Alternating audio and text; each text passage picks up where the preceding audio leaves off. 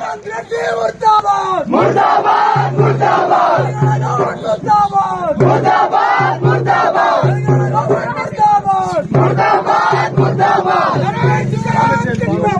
జిందాబాద్